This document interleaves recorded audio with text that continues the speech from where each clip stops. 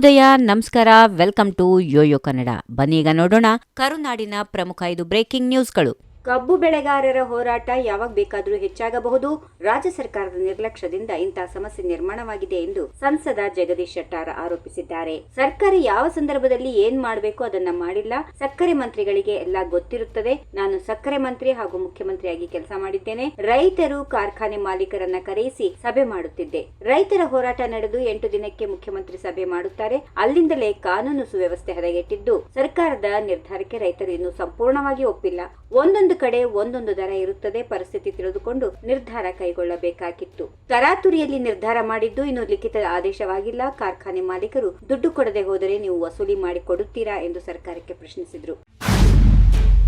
BJP ಸತತವಾಗಿ 3 ಬಾರಿ ಮತಗಳ್ಳತನ ಮಾಡುವ ಮೂಲಕ ದೇಶದಲ್ಲಿ ಅಧಿಕಾರ ಚುಕ್ಕಾಣಿ ಹಿಡಿದಿದೆ ಎಂದು ಸಚಿವರಾದ ಕೆಎಚ್ ಮುನಿಯಪ್ಪ ಆರೋಪಿಸಿದ್ದಾರೆ. ಇಂದು ದೇಶದ 100 ಲೋಕಸಭಾ ಕ್ಷೇತ್ರಗಳಲ್ಲಿ ಮತ ಚೋರಿಯಾಗಿರುವುದನ್ನು ಗುರುತಿಸಲಾಗಿದೆ. ಅಷ್ಟೇ ಅಲ್ಲದೆ ನಮ್ಮ ರಾಜ್ಯದ ಮಹದೇವಪುರ ಕ್ಷೇತ್ರದಲ್ಲಿ ಮತ ಚೋರಿಯಾಗಿರುವುದು ಸಾಬೀತಾಗಿದೆ. ಈ ಮತ ಚೋರಿ ಕುರಿತು ದೇಶದ ಜನರಿಗೆ ತಿಳಿಸುವ ಅವಶ್ಯಕತೆ ಇದೆ. ಈ ವೋಟ್ ಚೋರಿ ವಿರುದ್ಧ ಸಹಿ ಸಂಗ್ರಹ ಅಭಿಯಾನ ಆರಂಭಿಸಲಾಗಿದೆ ಎಂದರು.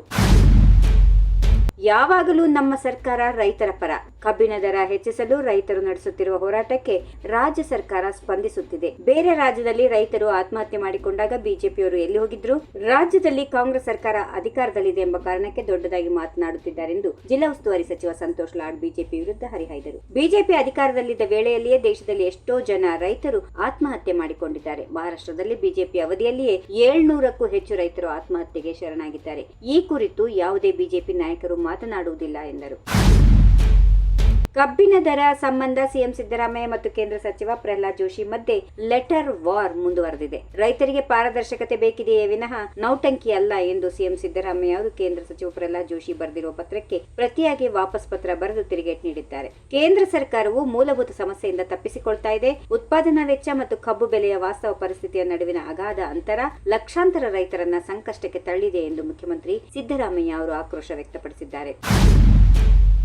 ಕಾಂಗ್ರೆಸ್ಗೆ ಮತ ಹಾಕುವವರನ್ನ ಗುರುತಿಸಿ ಮತದಾರರನ್ನ ಶಿಫ್ಟ್ ಮಾಡಿದ್ದಾರೆಂದು ಬಿಜೆಪಿ ವಿರುದ್ಧ ಡಿಸಿಎಂ ಡಿಕೆ ಶಿವಕುಮಾರ್ ಗಂಭೀರ ಆರೋಪ ಮಾಡಿದ್ದಾರೆ.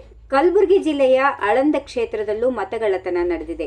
ಆಳಂದದಲ್ಲಿ ಮಹಿಳೆಯೊಬ್ಬರ ಸಹೋದರನ ಮತ ಡಿಲೀಟ್ ಆಗಿದೆ. ಈ ಸಂಬಂಧ ದೂರು ಕೊಡುತ್ತಾರೆ. ತನಿಖೆಯೂ ಸಹ ಆರಂಭವಾಗುತ್ತದೆ. ಅಧಿಕಾರಿಗಳು ಕೂಡ ಸಸ್ಪೆಂಡ್ ಆದ್ರು. ಮತಪಟ್ಟಿಯಿಂದ 6,000 ಮತಗಳನ್ನು ತೆಗೆಯುವ ಪ್ರಯತ್ನ ಮಾಡಿದ್ದಾರೆ.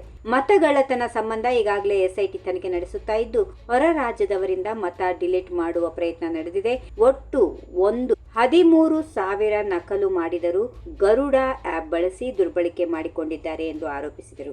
If you like this video ಬೇಗ ಲೈಕ್ ಮಾಡಿ, ಕಾಮೆಂಟ್ ಮಾಡಿ, ಶೇರ್ ಮಾಡಿ ಹಾಗೂ ಯೋಯೋ ಟಿವಿ ಕನ್ನಡವನ್ನು ಸಬ್ಸ್ಕ್ರೈಬ್ ಮಾಡಿ.